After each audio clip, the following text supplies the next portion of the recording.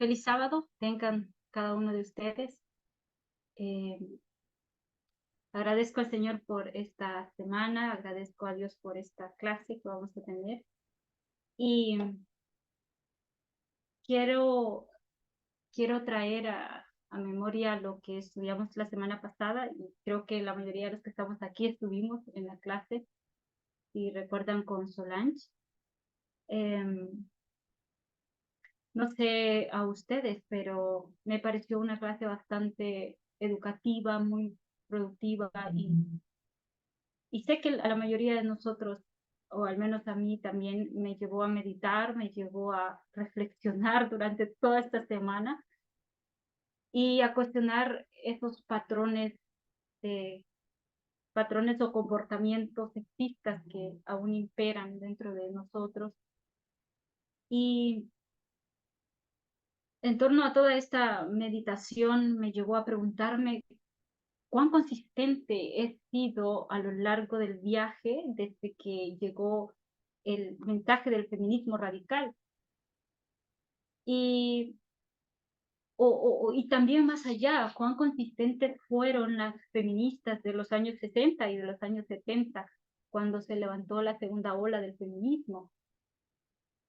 Y aunque las respuestas no son muy satisfactorias todavía, hay una esperanza que sigue viva, latente, que si seguimos siendo consistentes y permitimos que la luz del clamor de la medianoche nos siga alumbrando, vamos a ir venciendo cada vez más el patriarcado y todo eso, esas formas de pensamiento o creencias que todavía puedan estar arraigadas en nosotros. Y todo eso me llevó a poder meditar precisamente en esta clase, que si ustedes vieron el título, voy a hablar sobre el feminismo dentro del sistema del patriarcado, del sistema patriarcal o el feminismo patriarcal. Si hay algún inconveniente o algo que no se escuche, me lo hacen saber también, por favor. Y quiero empezar con una pregunta bastante simple y común para todos nosotros, pero quiero que, para que entremos en contexto, si alguien puede responder, ¿qué es el patriarcado? En forma simple. ¿Qué es el patriarcado? Adelante, César. Pues yo creo que el patriarcado es un sistema que está firmemente defendido y promovido por hombres y que gira en torno a lo que es la masculinidad principalmente, no en torno al hombre en sí, sino al concepto de masculinidad, ¿ya? Y eso lleva a que en tu mente se desarrollen roles de género y sobre todo lo que es el ser masculino, ¿ya? Prácticamente es eso, así. Me gusta esa respuesta. Vamos a comentarla más adelantito. ¿Alguien más que quisiera responder? Ajá, un sistema opresor. Muy bien, parece muy bien. Quiero que veamos solamente, quiero ver si puedo compartir, sí. Quiero que veamos solamente, es un artículo, bueno, no es un artículo, es un artículo de opinión, podría decirse. No sé si lo compartí, sí, ¿verdad? Solo quiero que veamos nada más el concepto de este artículo de opinión nada más, porque habla más, no voy a explicar ni voy a dar una clase de pero quiero que vean nada más el contexto, el concepto de lo que dice acá sobre el patriarcado. Y básicamente es lo que César está diciendo, lidiando con las barreras del patriarcado. Y vamos a leer estos dos párrafos. Alguien que pueda, voy a marcarlo acá, alguien que pueda darle lectura acá.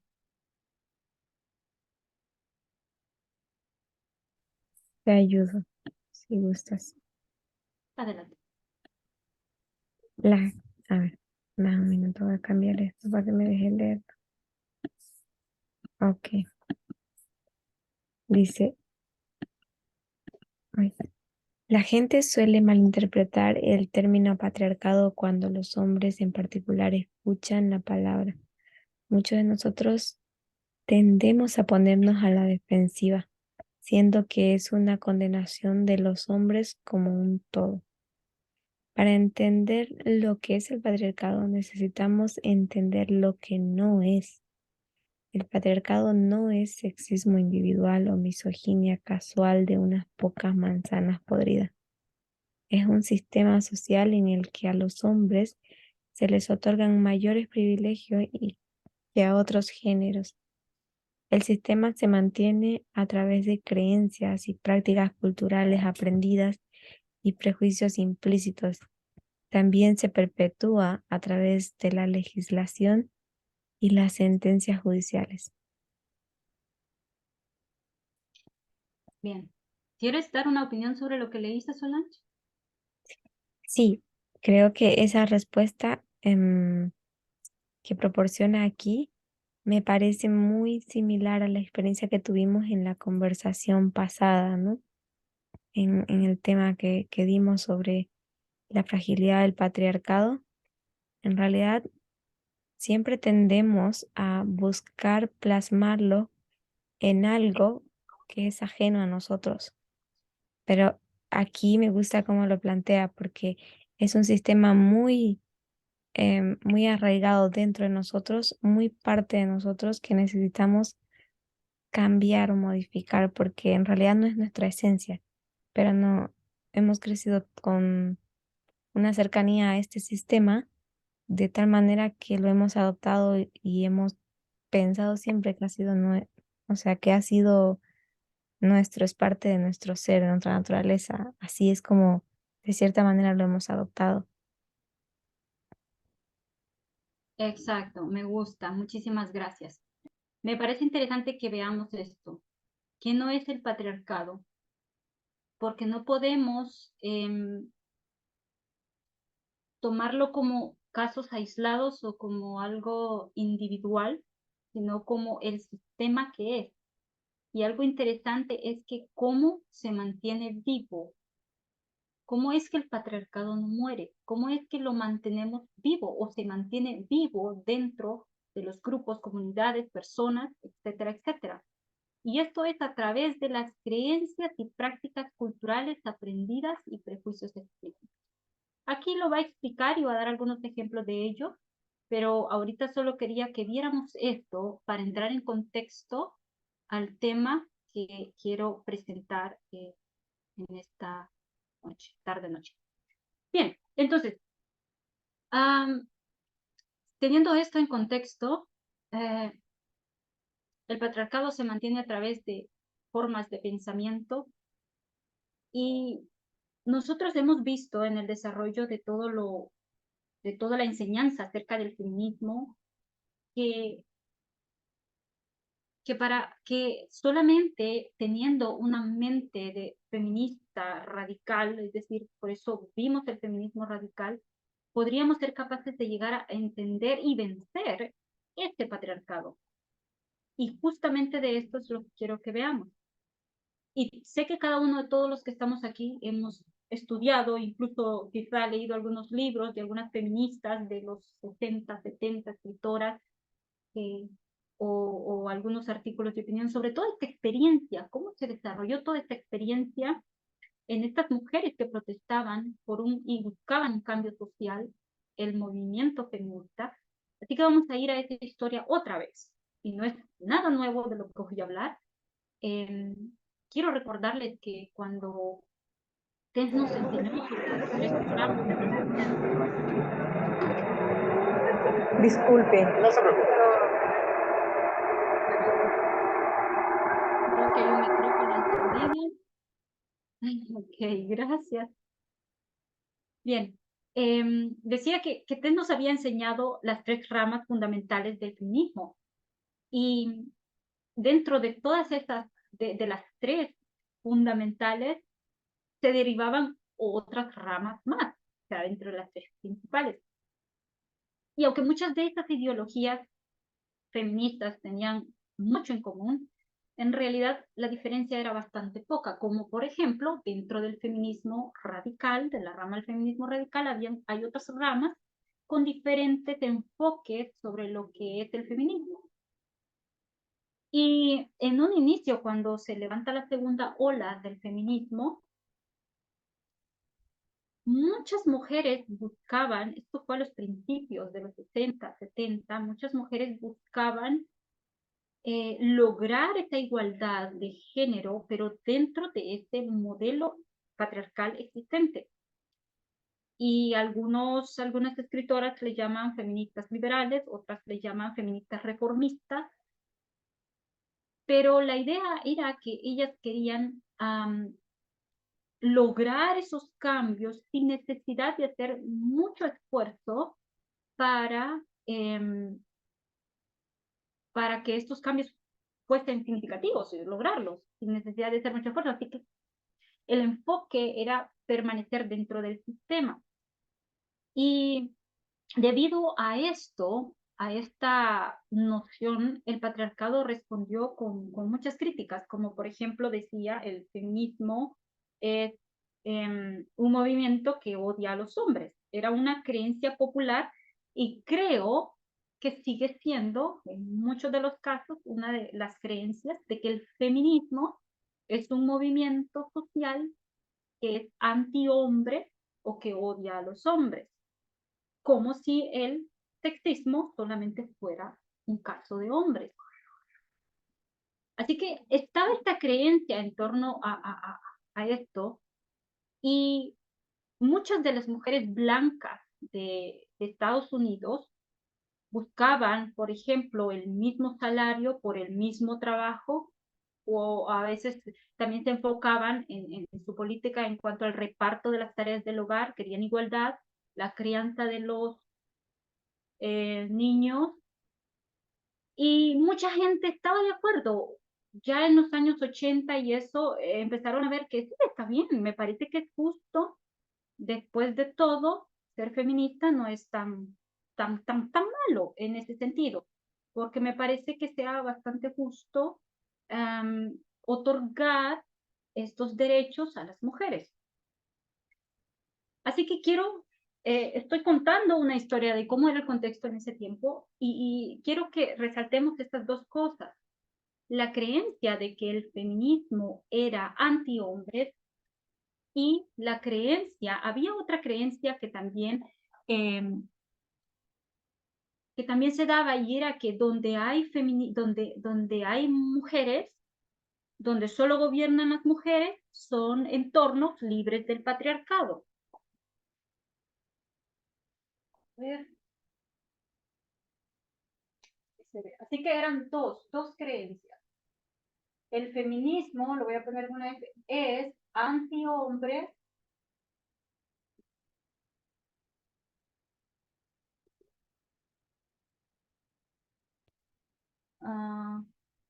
creo que lo estoy haciendo muy allá, ¿verdad?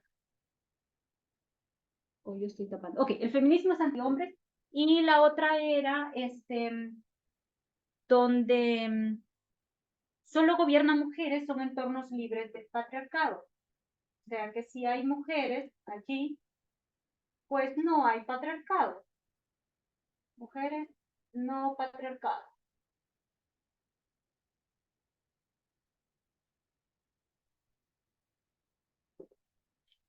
Ok. Tanto las mujeres que protestaban en Estados Unidos, mujeres blancas, las mujeres indígenas, las mujeres negras, en todo lo que ellas traían era una misma creencia fundamental, y esto era la dominación masculina.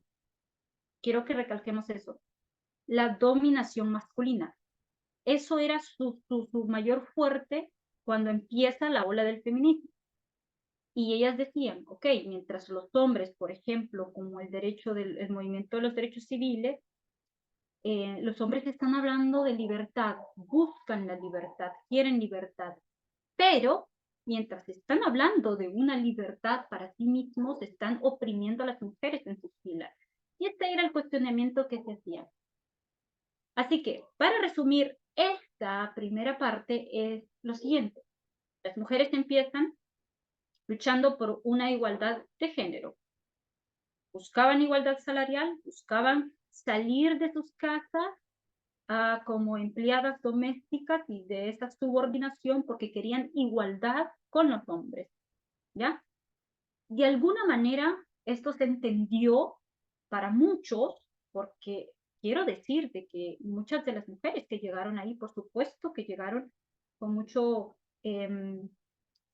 odio a los hombres, podríamos decir, pero en el sentido de que había por tanta dominación masculina. Pero no era eso en sí lo que el feminismo representaba. Era una creencia de muchas personas de que el feminismo era un movimiento que odiaba a los hombres y que solamente le pertenecía o le concernía a las mujeres. Pero las feministas radicales llegan con un cuestionamiento muy, muy interesante. Ok. César. No, perdón, termina la idea. Ya cuando Ok, termine. está bien. Las feministas radicales llegan con un cuestionamiento bien importante. Y era, ¿cuál es el paso fundamental y necesario para cualquiera que opte una política feminista? ¿Qué creen ustedes? Lo quise resumir así por lo que el feminismo radical representaba.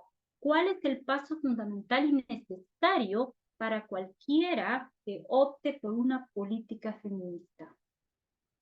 ¿Opiniones?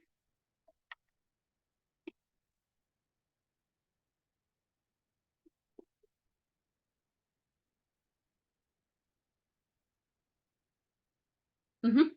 Adelante. Puede ser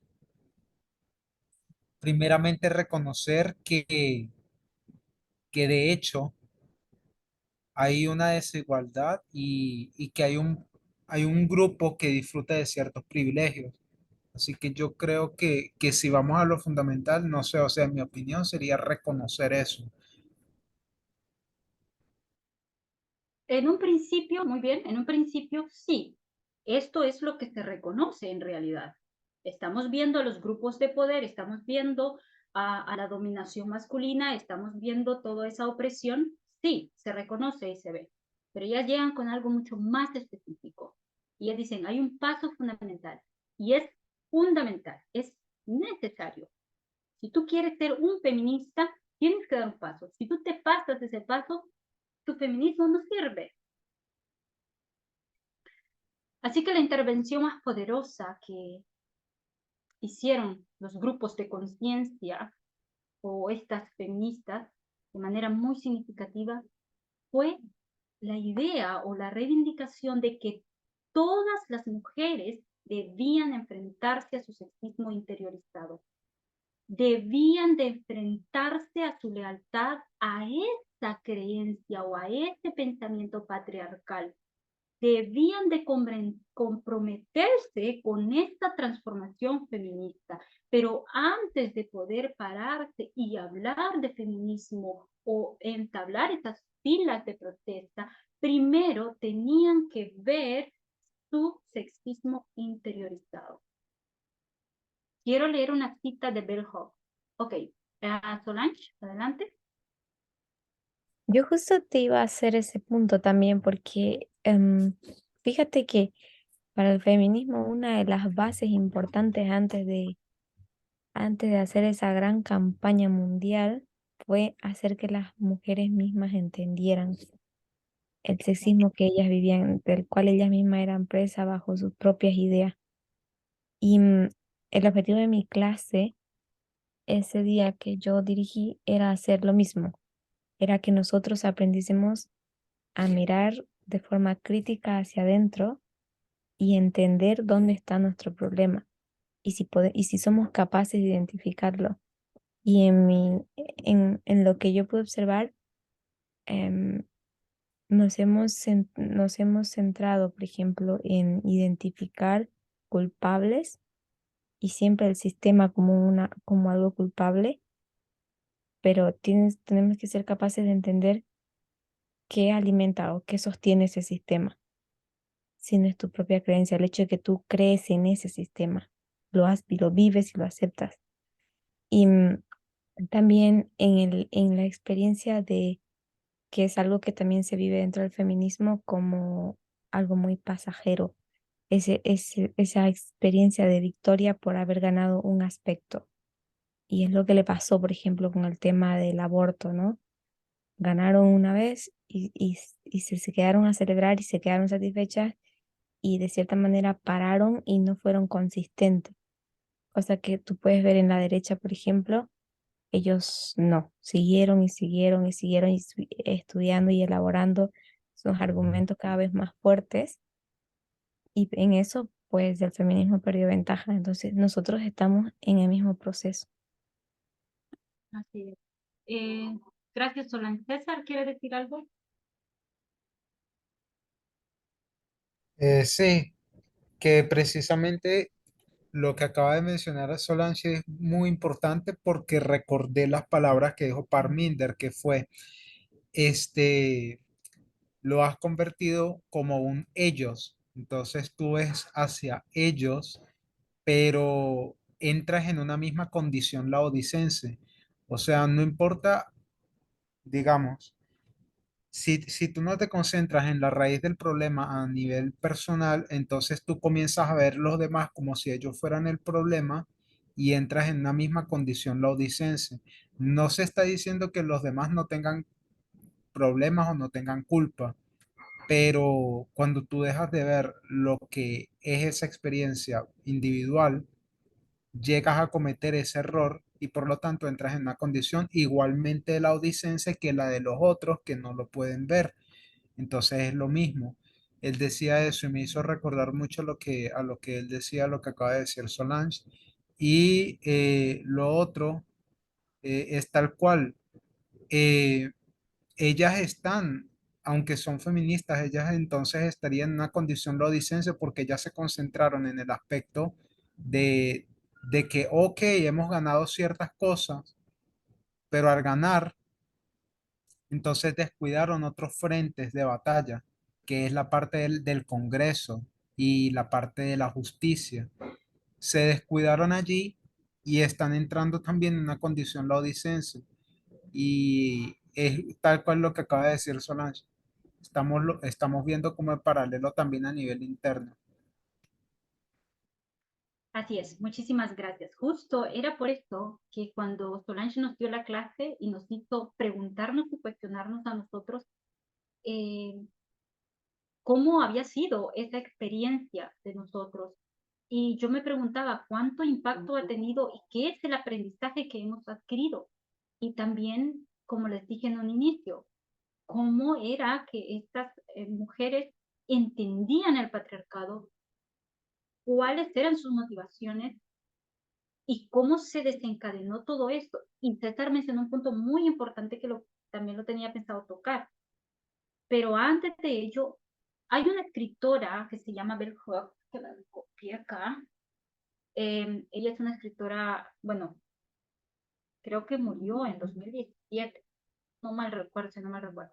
Pero ella fue una escritora estadounidense, feminista, y hay algún par de libros de ella, y ella dice, la amenaza, el enemigo, es el pensamiento y el comportamiento sexista.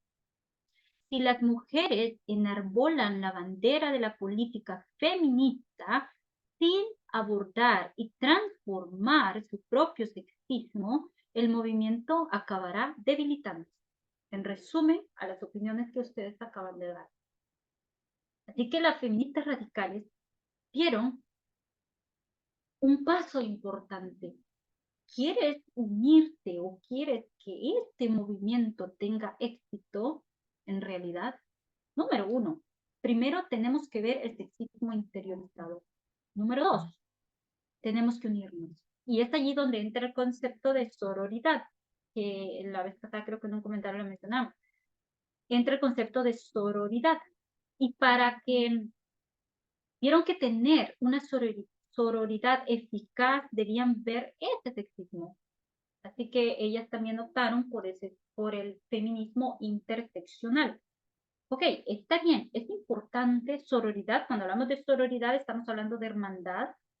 Es importante que entendamos el asunto del género, entendamos los roles que deben de ser equitativos, es decir, en el hogar, el trabajo no remunerado. eh, Queremos y entendemos que las mujeres también pueden ser líderes y todo este asunto, que también son puntos del feminismo, está bien, pero tenemos que ver más allá de esto, y es allí donde entra el feminismo interseccional. ¿Ustedes entienden qué es el feminismo interseccional?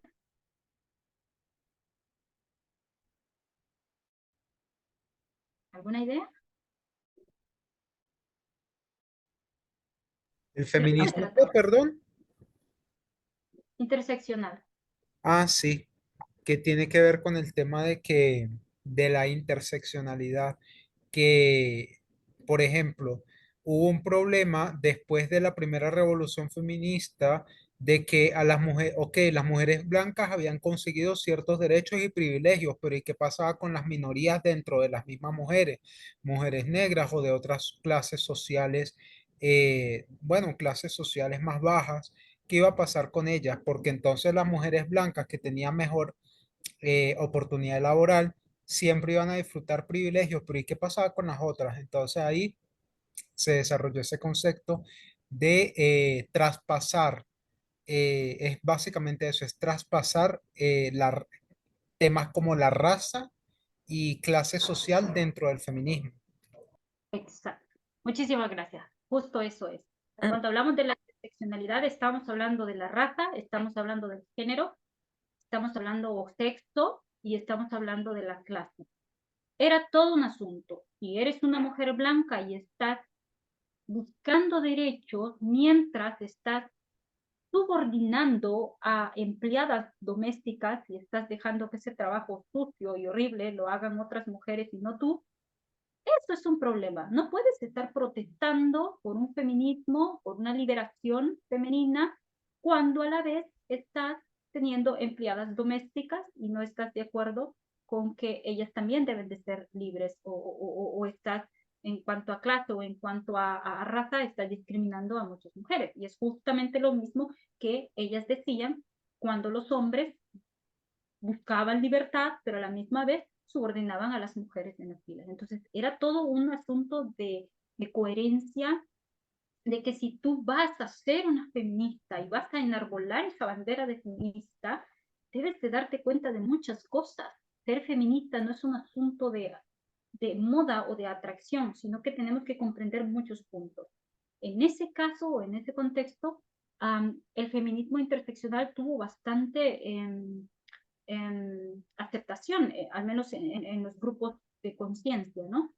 Y hablaba de las jerarquías opresivas, no solamente del dominio masculino que imperaba, que lo vemos teóricamente en la jerarquía social del patriarcado capitalista, supremacista blanco, que era lo que ellas hablaban bastante. Los hombres son los poderosos, las mujeres son impotentes, los adultos son poderosos, no solamente cuando hablamos no solo se referían a hombres, sino que también a adultos. Los niños son impotentes, las personas blancas son poderosas, las personas negras no.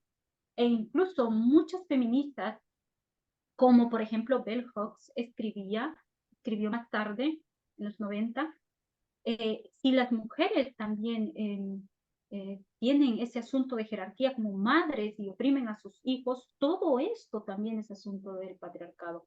No solamente se trata por eso no podemos decir de que el feminismo se trata de odio a los hombres. No, porque también hay jerarquías, también hay racismo, también hay clasismo dentro de todo este sistema patriarcal. Así que estaba claro, obviamente, que el patriarcado en su definición más alta, podríamos decir, ¿no? Eh, Más amplia, es la dominación del hombre sobre la mujer, ¿ya? Los fuertes sobre los débiles. Pero también se hablaba de esas jerarquías y de ese sexismo, eh, de ese patriarcado en todos los sistemas. Por eso era el lema de lo personal es político. Pero bien, ellos decían, cada ser humano oprime a otro ser humano. Y así se extendía como los grupos poderosos oprimían a las demás personas. Ok, entonces, el feminismo interseccional buscaba eso. Quería romper con todas esas pirámides de poder y de discriminación. Y luego de esto, antes del movimiento feminista o antes de la liberación sexual, que era también otro asunto, a la mayoría de las mujeres les resultaba bastante difícil, si no directamente imposible, mantener un rol sexual activo y sano. Solange, creo que tienes la manito levantada. Sí, quería hacerte una pregunta. Es Ok. que yo hace poco leí un artículo que tiene que ver con ese tema, pero a ese feminismo seccional em, que segrega o discrimina a algún grupo que no es parte de esto, a esto es lo que a esto es lo que se suele entender como el matriarcado, ¿no? Ujú, Porque precisamente yo leí un artículo donde decía, cuando el feminismo segrega a un grupo, hace lo mismo que el patriarcado. Entonces pasamos de un patriarcado a un matriarcado. Y esto también se da, esta autora que leí lo explica muy bien, pero lastimosamente no guardé el artículo. Si lo encuentro no lo comparto. Pero ella explica muy bien y dice que esto también se da a nivel dentro de la comunidad LGBT, porque mm, hay un grupo que es discriminado, pero se da también dentro de la religión. Hay religiones que creen tener mayor verdad, mayor luz, y empiezan como que a tratar diferente a las otras personas que son de otras religiones. Y fue muy interesante porque en ese artículo ella cuenta que hablando así en una reunión de barrio con los padres de familia, porque tenían reunión escolar o de la junta o algo así, vecinal, pero ella empieza a decir que habían niños trans y que debían ser incluidos, ¿no? Esa era la temática, si debían ser incluidos, cómo debían ser tratados, qué dicen los padres. Pues los padres de los niños trans pedían que se los acepte y que se los tolere y que no se los discrimine, ¿no? Que, pero, pero habían padres que eran cristianos y que decían que eso no pueden, o sea, que esos niños no pueden estar cerca de sus hijos porque son mala influencia. Entonces ahí ella empezó a explicar y desenvolver la lógica, ¿no? Fíjate que nosotros pasamos de un sistema opresivo a otro. Y ella le explicó a esta persona que era, a ese padre que era cristiano, le dice ¿tú por qué eres cristiano? Y fue la lógica, me gustó mucho la lógica. Y él le dice que, ¿por qué? Porque hubo un grupo minoritario, muy pequeño, discriminado por la gran iglesia, la iglesia católica, que se separó. Y de ese grupo naces tú, los protestantes, los cristianos. Y ahora dentro de los cristianos hay diferentes denominaciones que si tus hijos fueran a otra iglesia, quizás a una católica, también sufrirían la misma discriminación. Entonces tú no puedes volver a repetir la historia en ningún nivel y tienes que cuestionar lo que dices, lo que haces, lo que piensas. Me pareció muy, muy perfecto el ejemplo y la paralela que ella plasmó para poder explicar estos sistemas. Cómo nosotros creamos diferentes sistemas, pero todos bajo el mismo modelo patriarcal, porque el sistema patriarcal no está solamente en lo social. Lo social es un reflejo de lo que las personas piensan. Y esto dijo Parminder, ¿no? El Tribunal Supremo, los jueces de la Corte Suprema de Estados Unidos son un reflejo de lo que el pueblo piensa. No es que esas personas solamente piensan así, el pueblo piensa y ellos obedecen al pueblo. exactamente. Es todo es todo un patrón repetitivo. Es justamente lo que se buscaba cuando nosotros decimos feminismo. No podemos pensar, es una nueva forma de pensamiento. no es pensar en torno al patriarcado, o sea, es todo lo contrario a lo que el patriarcado es. Por eso me gustó eso. Si tú quieres entender qué es el patriarcado, primero tienes que entender qué no es el patriarcado, porque a menudo se suele confundir patriarcado o mujeres que odian a los hombres, podrían decir también algunas personas, hombres, solo nosotros somos patriarcales. Feminismo podría pensarse de la misma manera. Entonces, es como que es bastante superficial. Y nosotros dentro del movimiento, cuando llegó el mensaje feminista, esta era la idea, de que nosotros viésemos nosotros mismos, dentro de nosotros, interiorizar dentro y poder desmantelar esto, que justamente es lo que estábamos discutiendo la semana pasada. Entonces, tanto cuando llega, por ejemplo, la revolución sexual, que fue otro asunto que fue bastante confundido y que eh, lo que las mujeres buscaban, estaba muy claro que las mujeres, la creencia era que las mujeres eh, se les inculcaba desde muy pequeñas o desde su nacimiento, quedaba claro que este deseo sexual solamente era para los hombres, únicamente, exclusivamente para los hombres. Las feministas comienzan a cuestionar este asunto, ¿ya? Que las mujeres también tienen derechos y también las mujeres pueden sentir o tener placer. Y en nuestros inicios, el feminismo, la revolución sexual feminista, se concentró en eso, en que las mujeres tuviesen este derecho a ser activamente sexuales cuando quisieran serlo y con quien quisieran serlo. Pero esto trajo muchas ideas erróneas de pensamiento, como por ejemplo, eh, sexo libre. Algunas personas erróneamente pensaban que las mujeres ya podían tener sexo libre o como muchas erróneamente entendieron, ¿no? O Estados Unidos justamente tuvo que enfrentar o experimentar muchos embarazos no deseados.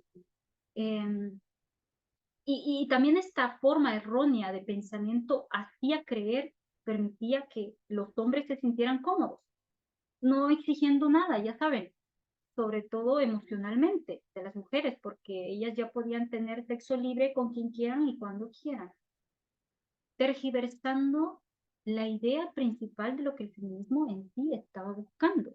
Liberación sexual, nunca sexo libre con quien quiera y como quiera. Liberación sexual se trataba de la anticoncepción. Liberación sexual se trataba del derecho al aborto. Se trataba del respeto a los propios cuerpos. Se trataba de una decisión personal. Y dentro de esta sociedad, o dentro de la sociedad patriarcal, muchos hombres y muchas mujeres, eh, ellas decían, tú no puedes alcanzar esa plenitud ya sexual si tú no te liberas de ese pensamiento sexista. Tienes que liberarte. Es toda una transformación, todo un sistema de transformación, ¿ya? Entonces, a cada ola del feminismo, cada, cada ola del feminismo, ya sea la primera, ya sea la segunda, incluso el movimiento Me Too, siempre ha sido recibida por una reacción violenta. Por ejemplo, si vemos la segunda ola del feminismo, esto solamente para recordarlo, en algún momento lo estudiamos también, recuerdo esa clase con Marco. La segunda ola del feminismo, en 1970, ¿se acuerdan ustedes cuál fue esa reacción violenta que tuvo el feminismo, que tuvo que enfrentarse y que, pues claro, estamos hablando de política, ¿no? ¿Qué, recuerdan ustedes qué persona fue la que encabezó toda esta obra reaccionaria? Ajá, César. No recuerdo el nombre, pero fue una mujer. Sí. ¿Puede describirme quién era o al menos qué se proponía hacer? Bueno, ella era una locura porque ella lo que quería, a ver, déjame recordar bien el contexto, era a tener, obviamente que era el contexto en el que las mujeres estaban intentando obtener varios privilegios, o sea, a nivel laboral, a nivel de la casa, a nivel de, en todos los sentidos, por decirlo así. Y esta mujer en los Estados Unidos quería aliarse con políticos y congresistas para que se aprobara una ley, y esa ley iba a ser como que las mujeres ahora sí estuvieran en la casa.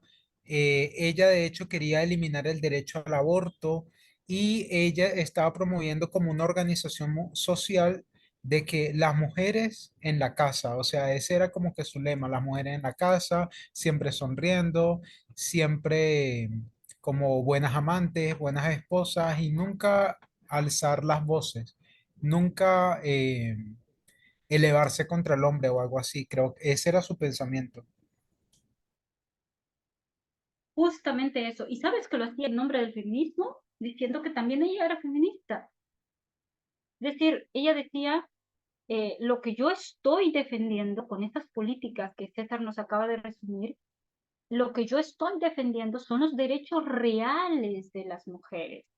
Lo que ustedes están trayendo exigen igualdad y libertad. Eso no es lo que parece, decía ella. Entonces ella decía, una mujer debe de tener el derecho a quedarse en la casa, como César lo ha explicado. Debe de tener el derecho a ser esposa, a ser madre. Además de, en torno a toda su política reaccionaria, de llamar a las mujeres a las mujeres feministas un puñado de mujeres amargadas, que es lo que hacían era buscar una cura constitucional a todos sus problemas personales. Este activista hacía y hizo campañas contra no solamente los puntos que las mujeres feministas o las radicales feministas traían, sino en cuanto, por ejemplo, al matrimonio homosexual. Se opuso, hizo campañas contra el matrimonio homosexual. Como lo dijo César, el aborto fue otro punto. Y toda esta educación sexual que se intentaba traer y despertar conciencia en los grupos, todo esto, ella más bien, esta educación sexual más bien la consideraba como la causa culpable de los embarazos no deseados en las adolescentes, ¿no? Embarazos adolescentes. Entonces, esta era la obra de Phyllis Schlafly. Y, y todo esto también tuvo un gran impacto, ¿ya? En el movimiento feminista y en todas las mujeres. Debían de permanecer firmes. ¿Cuál es tu creencia? Qué es lo que los demás dicen? ¿Qué es lo que en realidad representa el feminismo? Y un punto que quiero enlazar a esto es, por ejemplo, cuando las feministas radicales comienzan a hablar de la belleza, que fue otro punto muy importante, interesante, y comienzan a hablar de la belleza, muchas compañías de en torno a la belleza, que generalmente en ese tiempo podríamos decir que eran bastante dominadas por hombres, aunque ahora también hay mujeres, pero el mundo de la belleza o estas compañías llamaban a las feministas feas y amargadas, como Shafley decía, amargadas, y estas decían feas, desabridas, porque ellas cuestionaban los estándares de belleza. Y yo lo que quiero es que veamos cómo es que se suponía que el feminismo estaba empezando y cómo es que debía de proseguir. ¿Cuál fue ese punto donde el feminismo tuvo esa ruptura o ese quiebre? Eh, Cuando menciono la palabra feminismo en general, no voy a descartar o voy a decir que todos los modelos de feministas o de pensamiento están errados, no. Pero en sí lo que el feminismo radical buscaba era tumbar todo ese sistema patriarcal, pero tumbarlo aquí primero para saber cómo tumbarlo allá después. Sé que muchos hemos leído lo que Angela Saini en un artículo que fue compartido en la clase que dio Parminder. Y ella dice, el patriarcado, como lo dijo alguien comentó ahorita, no es allí, no son ellos solamente. El patriarcado soy yo, el patriarcado somos todos. nosotros. Y cambiarlo significaría perder muchas de las cosas que la gente ama o aprecia. ¿Qué decían, por ejemplo, en ese tiempo? Recuerda, si quieres ser feminista, em, tienes que renunciar a muchas cosas, ¿ya? Entonces, luego Ángela Steiner sigue diciendo, crear realmente crear realmente de forma radical una sociedad completamente igualitaria significaría replantearse todo de forma fundamental. ¿Todo es qué? El matrimonio.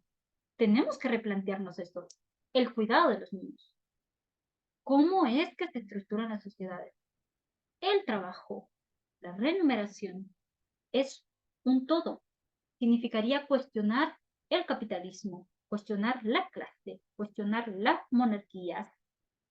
No somos solo criaturas que quieren vivir en igualdad, somos criaturas que se preocupan por las culturas en las que estamos y desafiar la cultura es realmente difícil.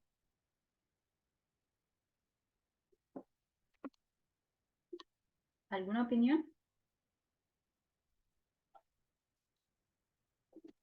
Sí, este, esta semana, bueno, yo estoy haciendo diariamente la lectura de la matutina Nuestra Elevada Vocación y justo la del jueves, perdón, la del miércoles, hablaba de cómo Satanás se le presenta a la gente y hablaba sobre cómo se le presentó a Jesús en el desierto y decía, Satanás, como le decía a Cristo, de todo esto te daré si postrado me adorares. Y allí Ellen White hablaba de que, y esto él mismo hace con cada hijo de Adán, él le presenta el mundo en la forma más hermosa, él le dice, todo este mundo te daré, ¿ya?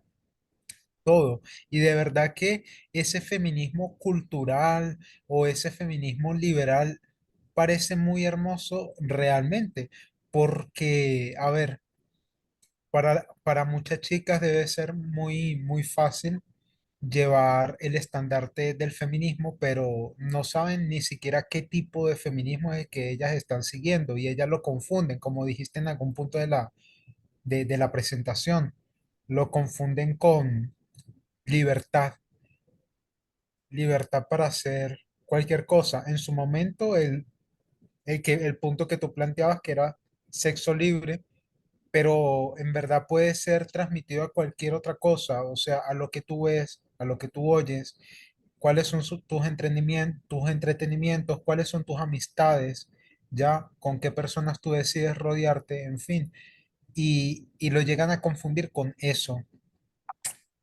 Y es básicamente eso, es el mundo como te lo presenta Satanás, porque la gente cree de que, el feminismo entonces que es bueno, que las mujeres sean ellas mismas, que tengan el poder, pero ¿qué es el tener el poder? Es, como dijo Tess en su momento, Beyoncé, ella no está empoderada, eso no es ser una mujer poderosa, eso en verdad es ser una mujer sometida pero con una apariencia de mujer poderosa. Detrás de todo ese espectáculo, maquillaje, baile, dinero, detrás de eso lo que tú tienes es una esclava de la industria. Así es. Gracias, César. Solange, ¿tenías la manito levantada? Sí, sí. Yo voy a comentar algo que César dijo sobre la experiencia de Cristo en el desierto. Yo creo que realmente, aunque la propuesta de Satanás era muy seductora, considero que lo más difícil para Cristo fue luchar contra sus propios sentimientos, sus propios pensamientos en el desierto, porque Elena White describe, por ejemplo, su experiencia de él cuando él dice, imaginaba que las piedras eran pan, lo alucinaba, ¿no? Entonces, te das cuenta que la naturaleza tiene esa tendencia a hacer por nuestra sobrevivencia, nuestro cerebro es capaz de hacer cosas o crear historias insólitas para nosotros mismos, pensamientos y todas esas cosas en nosotros, para simplemente como un mecanismo de defensa, de protección. Y yo pienso que, como tú dijiste, ¿no? Para combatir ese patriarcado, para enfrentarte a tu cultura, ni siquiera vamos tan lejos, para enfrentarte a tu familia en un sistema patriarcal que está constituido, pues todas las familias están constituidas por un sistema patriarcal, tienes que ser capaz de replantearlo todo, replantearte tú misma en muchos aspectos y tienes que ser, por eso me gusta mucho el comienzo del feminismo, o sea, si se estudia realmente el comienzo, no tanto las oleadas, sino me gusta más el cómo nace en la persona que lo entendió por primera vez, ese sistema, el feminismo, cómo se cuestionó, se preguntó de dónde, por qué, cómo lo aceptó, cómo llegó a aceptar, cómo llegó a formar parte de esa cultura, quién le invitó, quién le preguntó si quería ser parte o no. No había esto. Entonces, lo mismo nosotros, si queremos enfrentar ese feminismo, lo que tenemos que ser capaces de aprender a luchar con nuestros pensamientos, con nuestros sentimientos, con nuestras ideas, con nuestra posición cómoda. Y la mejor manera simplemente para poderlo hacer de una forma serena y equilibrada, lo tienes que hacer tú mismo a través de cuestionarte. O sea, ¿qué se siente? Yo justamente hablaba con una amiga y le comentaba una experiencia que tuve aquí en España que no es nada agradable, pero estábamos hablando con unos amigos y me preguntan, ¿tú qué te dedicas? Yo le digo, pues por mucho tiempo me dediqué a ser misionera con mi esposo y ya. Y me preguntaron sobre alguna experiencia que me impactó mucho y yo mencioné que África me impactó mucho esa desigualdad que hay en lo más básico de los derechos o del sentido común, ¿ok? Y la persona como que se alteró y empezó a golpear la mesa y a alzar la voz y acusar de que el intentar ayudar a esas mujeres era una cuestión de colonialismo, de intervencionismo. Y yo dentro de mí, honestamente, reía mucho, decía, porque esa persona no entiende lo que es un colonialismo, no entiende lo que es intervencionismo y no sabe lo que está hablando, pero son palabras que suenan como muy inteligentes y puede hacer que otras personas que te escuchen se pongan se pongan como que de parte de esa persona. Entonces yo me quedé serena y lo miraba y esperaba que se calme un poco. Y cuando se calma la persona, entonces yo le pregunto, le digo, ¿no piensas que es muy fácil para ti decir todo eso desde una posición muy cómoda donde tú no tienes que arrodillarte en la calle delante de una persona? Eh, Imagina que estés usando un pantalón nuevo y te tengas que arrodillar en medio del barro solo porque una persona, una mujer esté pasando o un hombre esté pasando delante de ti. Y como la persona no se puso a pensar. Entonces empezó otra vez, se alteró y bueno, entonces yo me levanté y le dije, puedes subirte a la mesa, puedes golpear la mesa, puedes gritar más fuerte si eso te hace sentir bien, pero si lo que piensas es que a mí me da miedo tu actitud, entonces estás equivocado. Entonces, fue ese momento como que la persona entró en un shock y se vio de repente, em, se vio como paralizada, no supo qué reaccionar. Y me di cuenta, porque esa persona se clamaba feminista, y yo me di cuenta que exactamente en ese momento surge que nosotros adoptamos por moda el concepto de feminismo, lo adoptamos porque tus amigas lo son, porque suena muy inteligente, parece equitativo, pero ¿qué tanto lo hemos llevado hacia adentro? Es de ser capaces de poderlo, de poder romper las barreras en ese momento. Yo simplemente me quedé perpleja por, em, por esa situación, y me pregunté si yo también no estoy siendo así y en qué sentido podría yo llegar a ser así. Entonces, a mí me ayudó a ver algo que me llevó a preguntarme cómo estoy haciendo yo ante esa situación. Qué interesante. Gracias, Solange, por compartir esta experiencia. Definitivamente, experiencias como esta nos llevan a cuestionarnos, ¿no? Y a ver cuán profundo es esto, más allá de lo que normalmente podemos ver. Y justamente cuando las feministas hablaban de igualdad entre los géneros, igualdad de género, y más se enfocaban en querer lograr escaños, en querer ser igual a los hombres en poder, es decir, en puestos de trabajo, y todo esto que era lo que las feministas liberales buscaban y que lo que las feministas radicales decían, no se trata de eso solamente. Si haces eso, estás en lo mismo. Se trata de algo más que eso. Entonces, muchas cuando ya lograron esto, no quiero decir de que la brecha salarial, de que no hay brecha salarial, pero lo que quiero decir es que al menos hubo un buen porcentaje de que muchas mujeres lograron escalar un poco en los Estados Unidos, eh, lograron estudiar carreras que les permitieron ser un poco más libres o al menos salir de sus hogares y trabajar afuera, aunque eso implicaba volver a casa a seguir con el trabajo. Pero en todo esto me hizo recordar, por ejemplo, el hecho de que, no sé si ustedes recuerdan, creo que sí, y si alguien lo mencionó hace poquito en un comentario, cuando Parminder presenta en una de las enseñanzas de Parminder, él dice, hay un gran peligro en el que nosotros estamos hoy. ¿Y cuál es ese gran peligro en el que como movimiento nosotros estamos? Y él dice, hemos desconectado la vida práctica, la profecía. Y obviamente hay todo un contexto para esto, pero luego él dice, ¿cuál es el resultado final de esta afirmación? Una condición lauricense. Cuando desconectas la vida práctica de la profecía, solo hay un resultado y ese es una condición lauricense. Y siempre va a ganar el mundo. Entonces,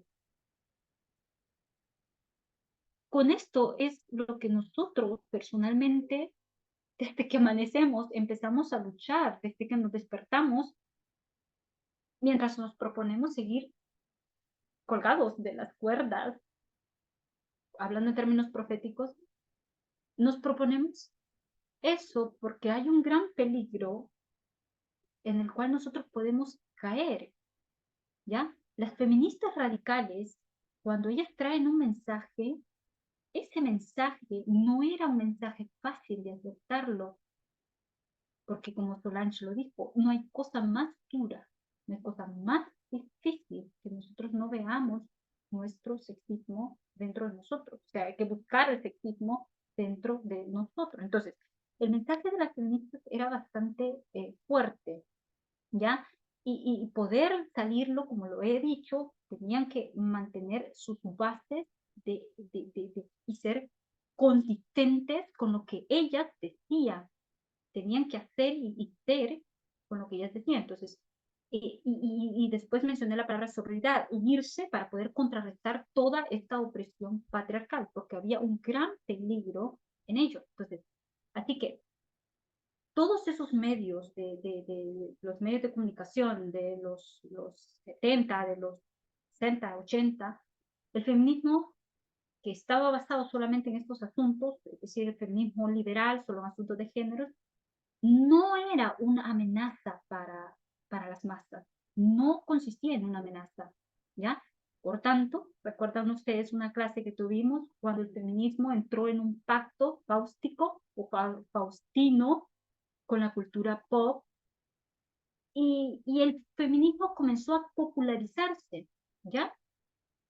Y empezó la gente a abrazarlos sin salir de ese sistema y como muchas o algunas personas pueden opinar, decir que el feminismo llegó a ser rebautizado con una etiqueta brillante, atractiva, que lucen las estrellas del cine, Hollywood, la moda, diseñadores de moda, ¿ya? Como lo mencionó César, las potencias múltiples de guiones de Beyoncé, de toda esta música. Entonces, todo este feminismo rebautizado impulsó estas campañas publicitarias de marketing y de todo esto, ¿ya? Y es eso, y era que este tipo de feminismo lo único que buscaba era libertad personal. Pero el feminismo radical dice, tú no eres libre para hacer lo que quieras hacer. Debes de darte cuenta de eso, ¿ya? Pero el feminismo, este tipo de feminismo buscaba libertad personal, buscaba lograr escaños, buscaba oportunidades, buscaba estatus quo, buscaba riqueza, buscaba poder. César, ¿tienes la mano levantada? Sí, es que justamente sobre esto que tú acabas de mencionar, recomendaría ahorita que todos estamos con la idea fresca, que nos demos una repasada del artículo que vimos hace mucho ya, como 3 meses, se llama el Pacto Fáustico del Feminismo, creo que era el título, El feminismo o tuvo un pacto cáustico con un la cultura pacto pop. fáustico, eso con la cultura pop. Es tal cual lo que tú estás diciendo, porque lo describe todo muy bien. Y es que el feminismo literal, lo que tú acabas de decir, perdió toda su esencia y ahora hoy en día solamente es como un eslogan. Se volvió algo así como tipo el cristianismo. El cristianismo también se ha vuelto como tipo un eslogan, pero es porque tal cual lo que mencionabas antes, la práctica no coincide con la creencia.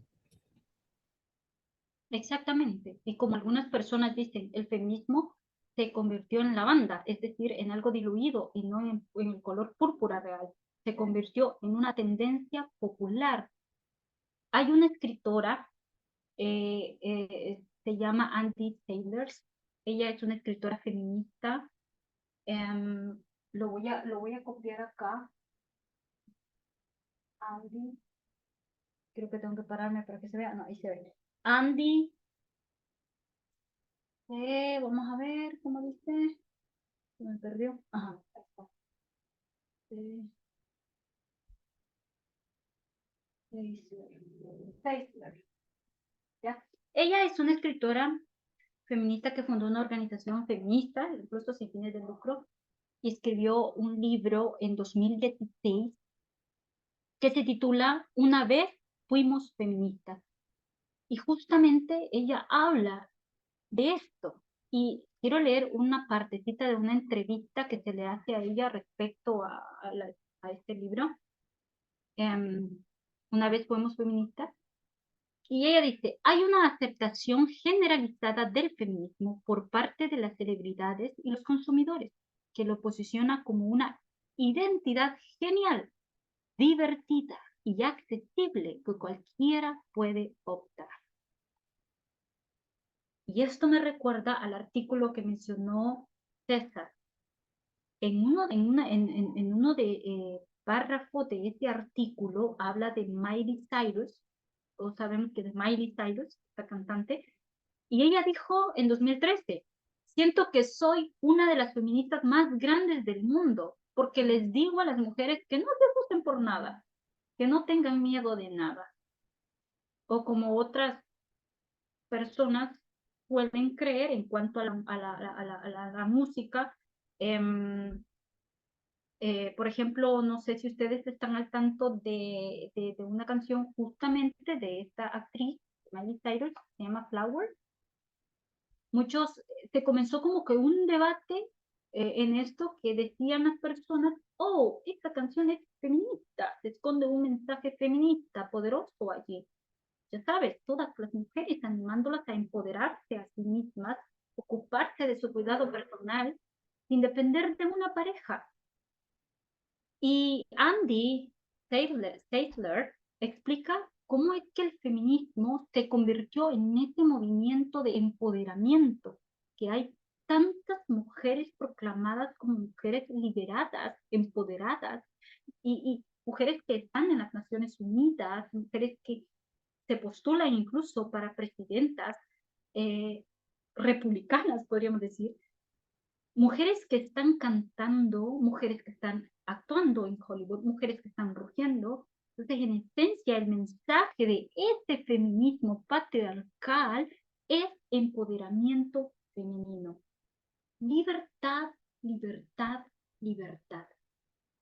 Como otro ejemplo que quiero mencionar allí, que también estamos al tanto de una canción que se ha popularizado, por ejemplo, de una actriz colombiana, Shakira.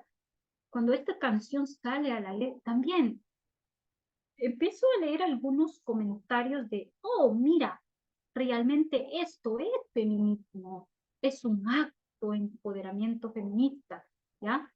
Otras personas decían, definitivamente es un ataque a la sororidad de las mujeres. Otras personas decían, no todos los actos son empoderamiento feminista. La crítica que el feminismo radical tenía en los 80 era que estas mujeres eran esclavas impopulares, ¿ya? O sea, se les decía, voy a decir otra vez la idea, la crítica que estaba en contra del feminismo radical era, estas mujeres son esclavas impopulares. Estas mujeres son, como dijo Shapley, mujeres locas, realmente. Decían las compañías de belleza, son mujeres feas. Este mensaje saturó la reacción violenta de los medios de comunicación y de la cultura pop en esa década. ¿Cómo? Si tú abrazas el feminismo, vas a terminar sin amor. Si tú abrazas el feminismo, vas a terminar sin casarte. Si tú abrazas el feminismo, vas a terminar estéril. Por si fuera poco, si eres feminista, terminarás loco. Todas estas ideas que, que estaban en esa época continuaron agarrando mucho más fuerza, haciendo que el feminismo se volviera muy popular, que cualquier persona pudiese verlo como una etiqueta brillante y todos pudiésemos ser feministas. Es muy fácil. Compartir un video de una persona hablando de feminismo es muy, muy popular hoy día. No estoy diciendo que es errado hacer eso. Lo que quiero decir es que veamos, se trata de que veamos un feminismo en sus verdaderas bases. Pero pienso que para llegar a ese punto, volveré a repetir la idea principal, es ver nuestras prácticas sexistas y aquellas creencias que aunque son tan sutiles dentro de nosotros, en pequeños comportamientos insignificantes en nuestra vida, incluso allí podemos encontrar defectos. Si comprendemos que patriarcado, que sexismo no es solamente hombres, hombres, hombres, hombres. Sexismo es, o patriarcado es todo un sistema construido de miles. Sabemos cuánto tiempo tiene esto, desde sus inicios. Y que cada cosa o cada acción son nuestras decisiones individuales las que a nosotros nos hacen permanecer, ya sea fieles o ya sea infieles, ya sea que podamos ver el peligro o que simplemente caigamos allí en medio del peligro. Quiero terminar la idea y la clase con el último, la última parte, y esto es que después de todo esto conocimos la historia del movimiento Me Too. ¿Recuerdan cuándo se levanta el movimiento Me Too?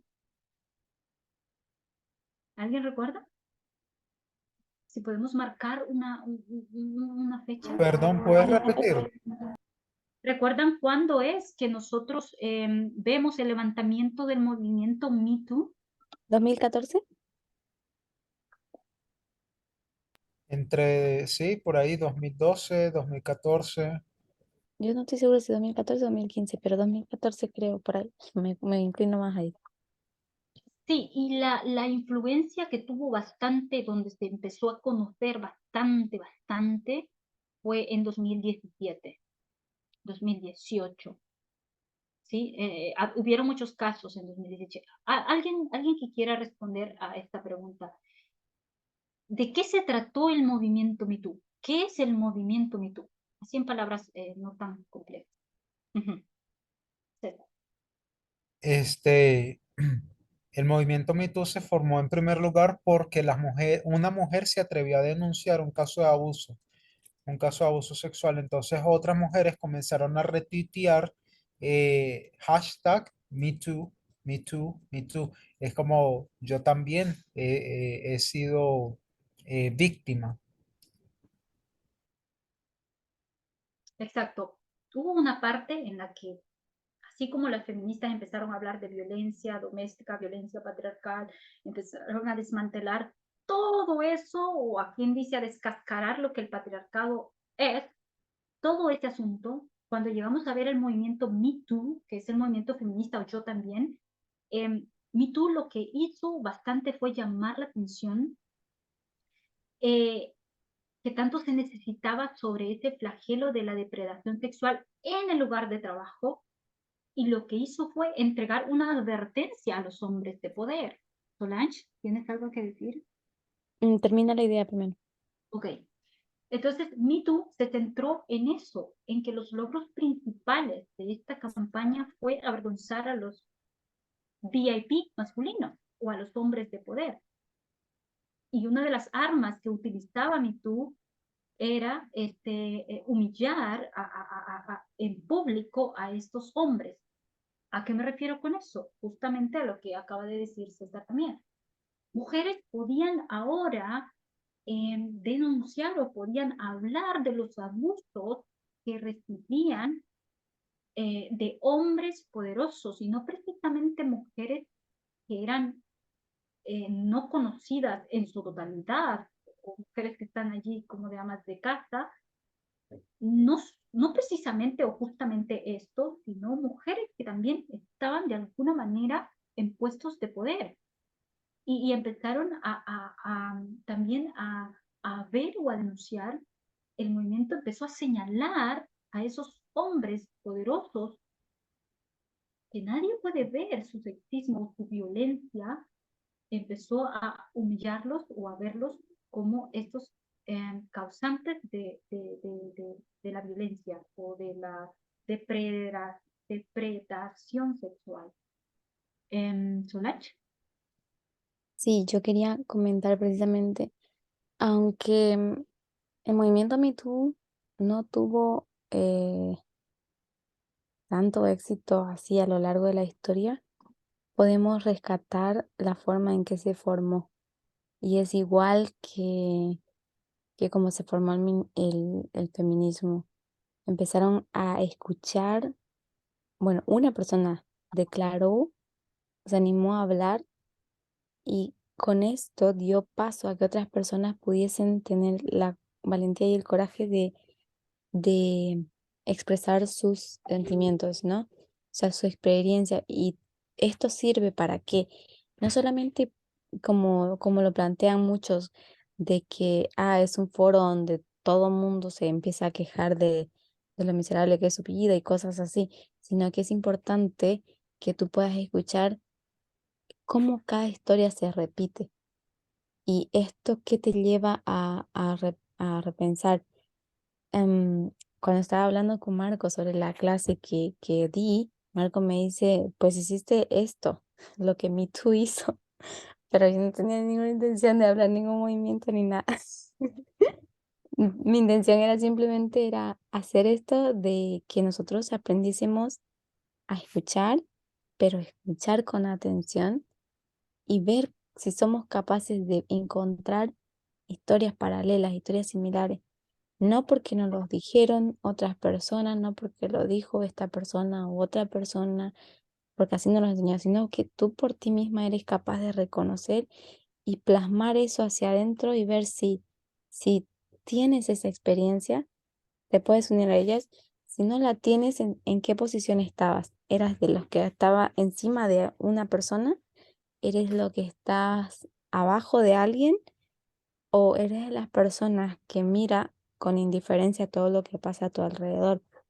Entonces, me gusta esa parte, el movimiento Me Too. Yo creo que la historia del movimiento Me Too, aunque ha tenido muchos errores en su desarrollo, desde mi perspectiva personal, pienso que no ha terminado. Pienso que el movimiento Me Too está todavía para desarrollarse, porque es como un movimiento muy joven en realidad, pero que tuvo un impacto bastante fuerte.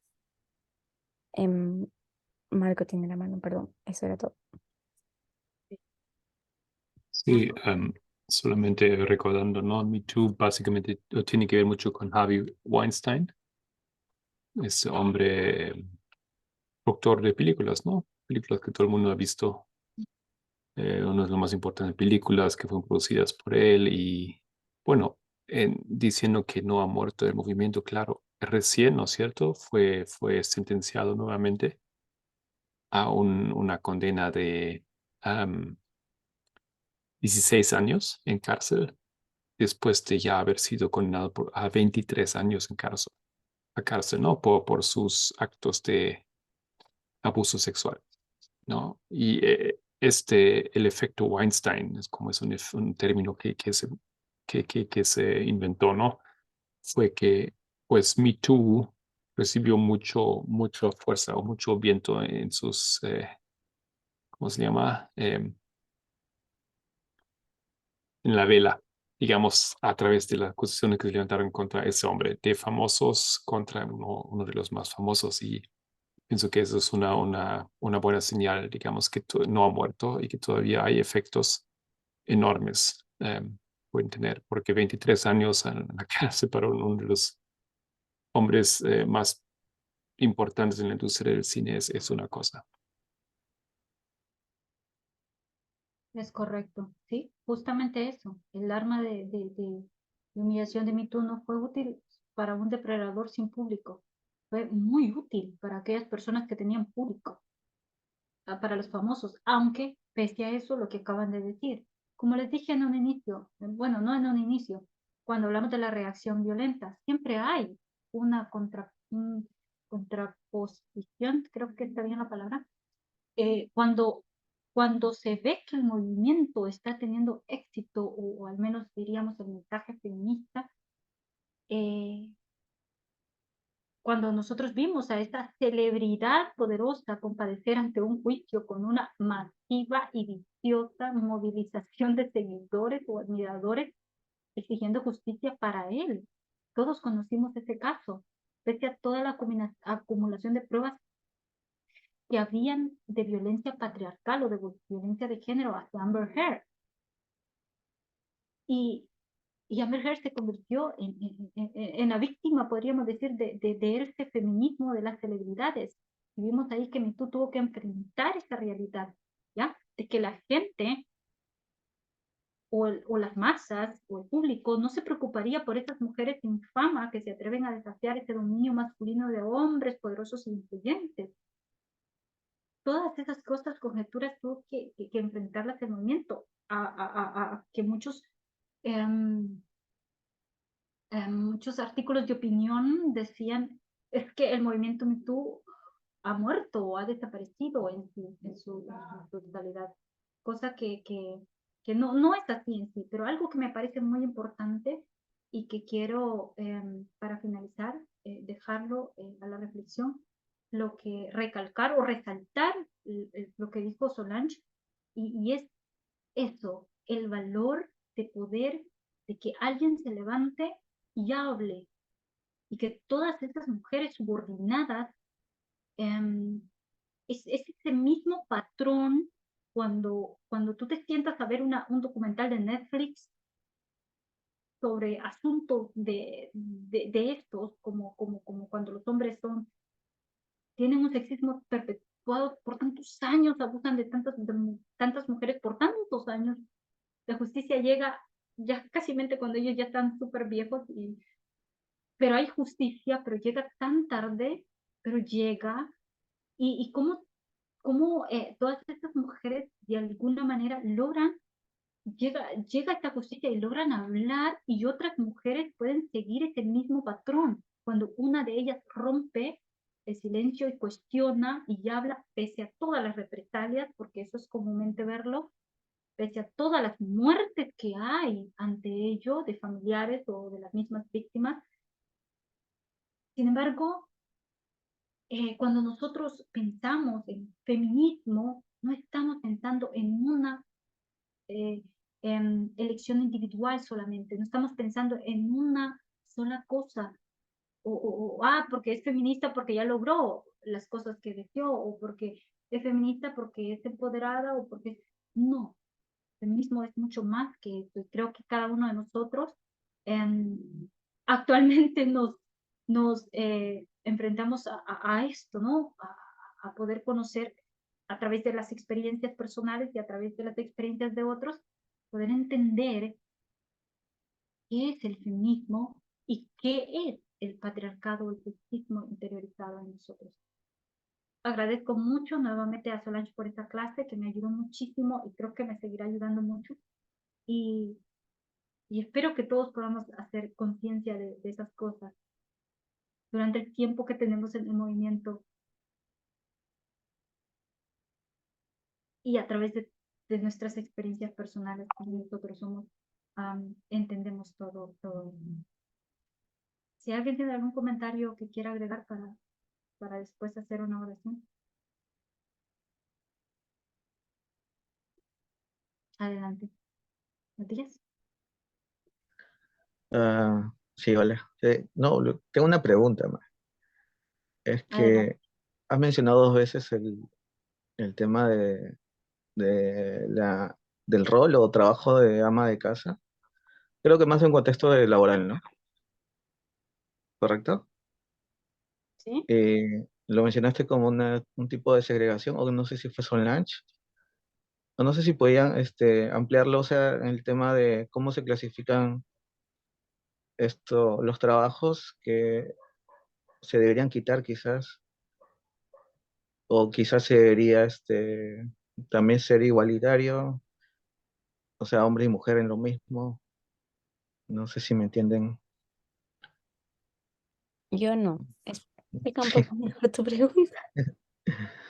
Eh, es que hay tipos de trabajos en los cuales siempre se segregan las mujeres también, ¿no? O sea, secretariado, enfermería, profesor, todos esos temas. Bueno, todas esas profesiones. Entonces, el ama de casa, que hoy en día es visto como un trabajo, bueno, acá en mi país es un trabajo que es reconocido también. Bueno, recién tiene derechos, por decir así. Sería lo recomendable sacarlo, o sea, o también sería, mm, ¿cómo decirle?, perpetuar ahí el rol de la mujer en ese tipo de trabajo. Justamente Bell Hooks habla de eso y ella dice que cuando las mujeres buscaban la idea de buscar salario o pago por los trabajos domésticos, estabas haciendo exactamente lo mismo, porque no era eso al menos lo que buscaban las feministas radicales, porque eso era seguir perpetuando la misma idea de las mujeres subordinadas a hacer algo por la creencia de que es un rol, ¿ya? Al cuestionar el asunto de la biología y todo eso. No sé si eso te ayuda o Solange quería agregar algo más respecto a eso. Yo pienso que cuando hablamos del trabajo, em, tiene que tener cada trabajo, cada campo laboral, tiene que tener la capacidad de aceptar y preparar a una mujer para ese empleo. Pero tienes que también considerar el hecho de que las mujeres que quieran postularse de trabajo lo van a hacer, pero no es que estén forzadas a hacerlo porque ahora estamos todos en igualdad y tú vas a hacer esto porque eres mujer y yo esto también. Entonces, es lo que yo tenía en una discusión con un amigo, decía, hay mujeres que no pueden hacer trabajos de hombres, decía él. Y yo decía, "Y no es que no puedan, ellas sí pueden, hay mujeres que hacen lo mismo que tú y lo hacen mejor, pero no todas quieren hacer el mismo trabajo, entonces hay que poder separar esto, lo que la mujer quiere también, así como el hombre cuando busca trabajo, busca donde quiere, donde le conviene, donde le sea más cómodo, más agradable para él y se da el gusto de escoger, entonces la mujer también tiene que tener la oportunidad, aunque aunque no sea, aunque parezca, digamos, la situación como que no, que la mujer no está siendo igualitaria porque tiene la oportunidad de escoger qué le toca y qué no. Simplemente tienes que replantearte eso en tu mente, pero pienso que cada campo laboral tiene que ser capaz de aceptar y preparar una mujer para el campo laboral, porque todos los puestos laborales en realidad lo puede realizar cualquier persona. Ah, sí. No sé si eso te ayuda, Matías. Eh, claro, o sea, en sí, sí, viendo la realidad es que existen puestos, ¿no? De ese trabajo. Entonces, mi duda es porque nosotros pensamos que, no sé si alguna vez se habló, creo, también del matrimonio y que los roles de las parejas, yo recuerdo, y yo más o menos pensé en ese caso, o concluí que era ya no necesario, o sea, nunca tener una ama de casa, una persona que se encargue de ese trabajo exactamente, sino la pareja misma. Entonces, mi duda era si es que ese trabajo se debería quitar. Pero bueno, es como que contexto, porque hay gente que tiene casas más grandes y entonces también tiene que haber alguien, ayuda, ¿no? Pero más o menos es así lo que yo pienso, que debería llegar, o sea, lo ideal. Marco, ¿quieres hablar? Sí, creo que es importante lo que dices, Matías, que es un tema totalmente separado con el tema de laboral o de profesión, ¿no es cierto? Puede haber la profesión de un amo, ama de casa, no tiene nada que ver con género o con esto, pero tú puedes ponerlo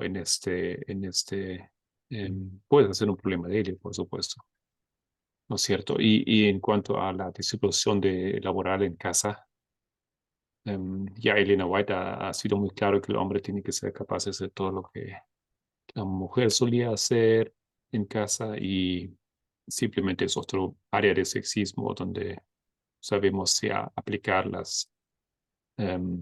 una reforma, ¿no es cierto? Simplemente salir de los roles, ¿no es cierto? No es que el hombre o la mujer deben tener ciertos roles por su género en la casa y reformar esto y entonces ambos pueden perfectamente en armonía o según las necesidades y circunstancias hacer esos trabajos. O sea, en otras palabras, no es prohibido que el hombre trabaje en casa, no es prohibido que la mujer hace trabajos en casa, que hay horarios o organización de cómo una pareja hace eso en casa, ¿no es cierto? Eso depende de muchos otros factores, pero uno tiene que ser muy consciente que eso sea totalmente desatado de visiones de género. Am, yo quería recordar una presentación que también habló sobre eso, ¿no? El problema no es el puesto laboral de ser ama de casa como un trabajo. Eso es un empleo y es digno y merece todo el respeto. Pero si vas a tener una ama de casa en casa, págale el sueldo justo. Si vas a hacer que tu esposa haga eso, págale un sueldo justo, porque tienes que ser capaz de reconocer que ese es un salario. Ahora, si no tienes la condición de pagar, entonces distribuye el trabajo tú y ella justamente. Aunque en realidad lo que funciona mejor es que tú hagas el trabajo que una mujer hace para que puedas entender y desarraigarte de esa idea. Porque muchas veces, por ejemplo, una experiencia que pasamos en la escuela de África fue que se cambiaron los papeles. Las mujeres iban a solamente asistir a las presentaciones y que los hombres se encargaban de la cocina. El primer día era una trifulca porque el hombre no conseguía organizarse en esas cosas. Y se insistió y se insistió y se insistió durante todo el mes a que se permanezca en ese estado y que no se cambie, pero ya era, o sea, era tanto el estrés, la desorganización, la incapacidad de los hombres de poder manejar cocina, hijos y toda la organización del campamento, que las mujeres se vieron en la necesidad de ayudar y aunque se las trató de sacar todo el tiempo de la cocina, ellas siempre venían al auxilio. Y esto daba una idea a los hombres de que en realidad ellos no pueden y no están hechos para esto. Entonces, solamente, a mí me acuerdo de una charla que dio Tessa ahí para esa escuela así, que no quedó grabada ni nada, pero dijo, solamente cuando tú seas capaz de vivir esa experiencia, vas a entender el verdadero valor de, de lo que hace realmente una mujer, el tiempo que dedica una mujer, y vas a ser capaz, así como las personas ahí se sentían que estaban haciendo demasiado y que necesitaban ser pagados por ese trabajo, entonces se les preguntó, ¿cuánto has pagado a tu mujer por los años de servicio a ti? Entonces, date cuenta, el problema no es que tengas un ama de casa, el problema es que no trates a esa persona con dignidad y no le retribuyas el salario como corresponde. Págale lo justo. Eso.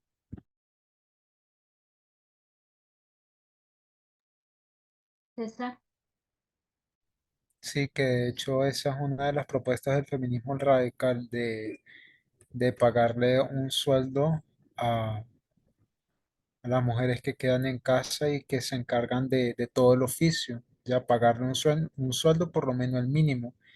Pero yo no estoy seguro de cuál es la posición, si es de que el gobierno le pague o que si es que el marido la contrate y el marido sea el que le pague, no recuerdo bien cuál es esa posición y, o sea, de dónde va a venir ese pago. Y lo otro es que, obviamente, o sea, es más que de sentido común que alguien se tiene que ocupar de la casa, pero como dice Solange, entonces si alguien pues se va a ocupar, por lo menos darle el beneficio de una renta digna, ¿ya?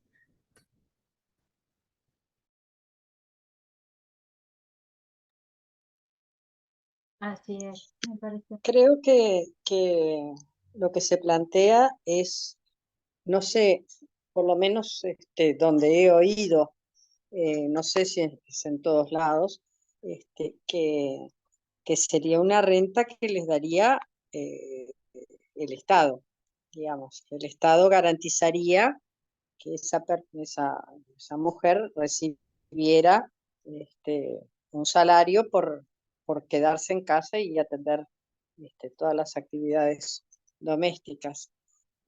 Creo que no es el marido el que tendría que pagarle, o el que se habla de que le pague. Ahora, de todas maneras, en general, el trabajo doméstico siempre es muy mal pago, o sea que realmente igual van a salir perdiendo, pero van a estar un poquito mejor que haciéndolo gratis. Eh, Puedo completar la idea. O sea, eh, alguien tiene que encargarse de la casa, alguien tiene que hacerlo, pero siempre es la mujer. O sea, me refería a que si nosotros queremos hablar del sistema y cambiar el sistema igualitario al mismo nivel, entonces mi pregunta, o sea, o ¿cuál sería la conclusión? Es que también exista hombres para ese mismo trabajo, lo veríamos, que así sería lo ideal, que no solamente sea la mujer que hagamos la que sea contratada siempre para esto. Claro, lo ideal sería que ambos, los que están conviviendo, hombre y mujer, se encarguen de las cosas de la casa, así como se encargan cada uno de su trabajo exterior. O sea, si, si, si los dos salen a trabajar afuera, lo lógico es que contribuyan de igual manera con el trabajo doméstico. Eso es lo ideal. O que se distribuyan según lo que les guste más a cada uno. O sea, llegar a una equidad en cuanto a obligaciones y derechos. Marco, Solange. César, a ver si te entiendo bien, César, disculpa, Matías. Em, Tú te refieres al ámbito laboral, ¿no? Como profesión, o te refieres. Sí, sí, sí, laboral. Ah, ok. Tu pregunta es si sería bueno que una sociedad lo acomode de maneras como sea, Lo que ya no promueva. solamente son mujeres que se ofrecen para ese tipo de trabajos, sino también hombres. Eso es Sí, lo que dices, claro, que la sociedad la promueva de esa que la manera. sociedad lo promueva. Ok, entonces no tiene nada que ver con género ahora o lo que nosotros en la familia podemos hacer, sino que un gobierno debería o podría hacer. ¿Es eso? Sí. Ok. Ah, Solange. solo O sea, hacer, tú estás proponiendo, ay, perdón, dale, dale, dale, Sonia. primero Graciela, tú, cierra. Perdón, perdón. Entonces lo que tú estás preguntando es si sería lógico o sería deseable que se contraten hombres para el trabajo doméstico en Sí, lugar de mujeres. exacto. Ah, yo no había entendido entonces tu pregunta. Sí, Mm, disculpen. A mí me parece interesante tu pregunta porque realmente, ¿cuándo te has planteado alguna vez en contratar una persona que atienda tu casa que sea hombre? O sea, que cocine, que limpie y que sea hombre. Esto no hay, no porque tú no te lo has planteado solamente, sino porque el hecho de que no hay hombres que quieran ese puesto de trabajo, porque en la mente del hombre este puesto de trabajo es de mujeres. Entonces, el primer hombre que haga y vaya y busque casa por casa un trabajo de ama de casa, de amo de casa, entonces ese hombre va a ser pionero en partir en romper con ese esquema eh, de género que está ahí, por ejemplo, ese rol. Y yo pienso, te pregunto a ti, a ver, ¿alguna vez has pensado buscar un trabajo como amo doméstico? No, hasta me dio risa que lo hayas ¿Y dicho. por qué? Sí, por eso, porque estoy mal, ¿no? Se lo reconozco. Ya, Bueno, en realidad, por lo menos en Lima, este, había, había muchachos que se dedicaban a limpiar los vidrios, por ejemplo, en las casas. Iban a limpiar los vidrios y está. No hacían otras actividades. Ahora yo, pensándolo así, personalmente, a mí me daría miedo. Digo, yo no metería a un hombre extraño a hacer las cosas adentro de mi casa. A la mano de César. Pues sí, no, aprovechando aquí que están hablando de eso, pues yo creo que como estamos hablando precisamente del sistema patriarcal, ahí nosotros lo vemos en el sentido de que realmente lo ideal es, a ver, si tú me estás hablando de un sistema ideal, es que tanto la mujer como el hombre en una relación de, bueno, familiar, ambos tengan la oportunidad de tener un trabajo, ella y él, y regresar a la casa y ni siquiera estar discutiendo de quién se encarga de las cosas, sino los dos distribuirse las tareas. Pero el problema es que aquí en Latinoamérica tenemos muy fijo en la mente de que la mujer queda en casa y el hombre va y es el que trae el pan diario, por decirlo así. Pero por lo menos tú ves a países, la mayoría de los países en Europa, no sé cómo es Europa Oriental, pero por lo menos el centro de Europa y la parte del este de Europa, la gente tiene una mentalidad mucho más avanzada en ese sentido. Las mujeres y los hombres salen y los dos salen a trabajar, los dos estudian, los dos hacen sus cosas, llegan a la casa y se distribuyen las tareas. Es como diferente. Igualmente en Estados Unidos, no sé por qué nos cuesta tanto esa idea de lo del trabajo, la distribución de las tareas de la casa, que eso es algo básico, ¿ya? El problema es que aquí las mujeres no tienen las mismas oportunidades laborales que los hombres, entonces ahí es donde está el problema. no tienen las mismas oportunidades de estudio y no tienen las mismas oportunidades de trabajo y por lo tanto se tienen que quedar en la casa mientras que el hombre sale y entonces allí es donde está el tema y quien se ocupa de la casa pues le toca a ella, no porque sea una cuestión de que se le imponga, sino que realmente la situación toda en la que ella está la obliga y ahí es donde entra el tema del sistema patriarcal, ¿ya? Y para romper eso, entonces, ¿qué habría que hacer? Bueno, hay varias opciones, ¿no? Pero principalmente que ella se eduque y que ella o que tenga la oportunidad de sacar tiempo para educarse y buscarse un trabajo fuera de la casa. Y ahí pues que ya resuelvan entre los dos qué se hace. Bueno, yo sugiero lo siguiente. Por un lado, vamos otra vez o sea, con tu comentario vas un poco fuera de lo que estaba diciendo Matías. Em, pero está bien, no hay problema con eso. Y por otro lado, Matías, tú vas un poco fuera del tema de lo que presenta Edita, yo creo. ¿No? Porque realmente es una problemática muy diferente si tú buscas una respuesta a cómo un Estado debería manejar esa conciencia o ese asunto, ¿no? Y ahí va la pregunta de Solange. Creo que va, también es muy apta porque eh, ¿quién contrata empleados para la casa hoy en día? Es un asunto, lo haces en el mercado negro, o sea, así nomás, sin pagar impuestos, y eso es una cosa, ¿no es cierto? Otra cosa es si lo haces oficialmente, si lo haces oficial, entonces son muy pocas personas que pueden costear eso, es muy caro, ¿no? Y yo sé también que muchos hombres hay para esos trabajos de cuidar casa, de manejar casa, patios, terrenos, etcétera.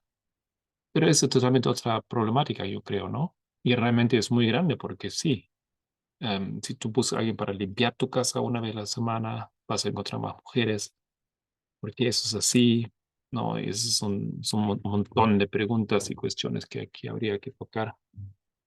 Pero no sé si tal vez ponemos eso en otro momento porque realmente no toca mucho así el tema de ética, pienso. Pero sí, a mí me gustaría hacer un punto en cuanto a lo que acaban de decir, em, que es muy relativo al tema con Edita, que es el hecho de vamos a distribuirnos las tareas por igual. Este concepto tenemos que replanteárnoslo porque esto no es justo. Esto es exactamente mantener a la mujer en esa concesión errónea que cayó al aceptar el feminismo y decir, bueno, yo voy a trabajar, pero al mismo tiempo voy a ser mamá, voy a ser ama de casa, voy a ser todo. Tenemos que sacarnos esta idea porque no estamos cambiando nada. Seguimos manteniendo a la mujer con la misma sobrecarga de trabajo, ya ahora en el campo laboral como también en el campo familiar. Si queremos cambiar la situación, tenemos que liberar a la mujer de un campo y nosotros tenemos que y bajarnos a un campo también para poder darle la oportunidad a ella de demostrar su capacidad y de formarse y de hacer todo lo que esperamos que y creemos que es capaz de hacer. Por ejemplo, si tú has sido todo el tiempo el esposo que has traído de afuera las cosas para la casa, ahora quédate en casa o no te quedes en casa, trabaja igual, pero hazte cargo de la casa, como hacía tu mujer antes, como por ejemplo cuando hacía la esposa, de trabajar afuera y al mismo tiempo ser mamá, ser ama de casa, ser psicóloga, ser maestra y ser todo lo que tenía que ser en casa. Hazlo tú como hombre. No mantengas a la mujer en ese estado de igualdad, porque eso no es igualdad, es una falsa igualdad. Estás manteniendo a la mujer en esa errada concepción. Entonces creo que tenemos que romper esta idea. Para mí, eso quería aclarar. No se trata de iguales aquí en este caso, se trata de que puedas darle la oportunidad de liberar ese concepto de igualdad de que nos distribuimos las tareas por iguales. Ahora, eso es mentira y no es correcto. Entonces sería algo así como darle a ella lo que anteriormente ella no pudo recibir, algo así. O sea, sería como justicia retributiva o sí, algo así, ¿no? Como Claro, darle los beneficios y los privilegios que ya no pudo disfrutar antes, y entonces que uno sí pudo, Entonces que ella ahora los disfrute, ¿no? De esos privilegios. Claro, porque tú tienes que pensar, ¿cómo hiciste tú para formarte? Pues tu mamá, tus hermanos, tus padres o los que estaban a tu alrededor trataron de hacer que solo te enfoques en tu estudio y ellos asumieron el resto, costos, em, el hacerse cargo de la familia y todas esas cosas. Pero ahora que tú le digas a una mujer, distribuyámonos el trabajo de la casa y estudia tú, eso es ser muy abusivo porque en realidad le estás pidiendo lo mismo que el mismo, mantenerse en el mismo error que hicieron. Entonces tienes que ser capaz de ser empático y entender esa situación en un campo laboral, en el campo, no se trata de retribución solamente, aunque sí entiendo lo que quieres decir, pero se trata de sentido común. Tú te preparaste así, así es como en realidad te tienes que preparar. Enfócate en una cosa y haz eso, pero hazlo bien. Entonces, darle esa oportunidad a la que la mujer se enfoque, pero libérala de responsabilidades, sin dejar, sin hacerla ver como una mala madre que no se preocupa de sus hijos, que no atiende la casa, que es una mala esposa que te descuida o que algo así que no te descuida. No, quítale todo eso, esas responsabilidades y dile, enfócate en estudiar, en prepararte y tú cubre esas áreas donde ella antes cubría, para que ella sí pueda hacerlo bien. Es verdad, tiene sentido, es cierto, no lo había pensado así, pero es verdad lo que acabas de decir. Muy bueno, gracias. A Edita, que nos Me ayudó. parece una utopía increíble. Pero la utopía es algo imposible. Nosotros creemos, nosotros creemos las cosas que realmente son posibles y nosotros podemos, nosotros creemos en los cambios que se pueden lograr y el primer cambio el primer campo donde se tiene que lograr es en lo personal, tu mente, como mujer, como hombre, ahí tienes que trabajar primero. Lo demás repercute.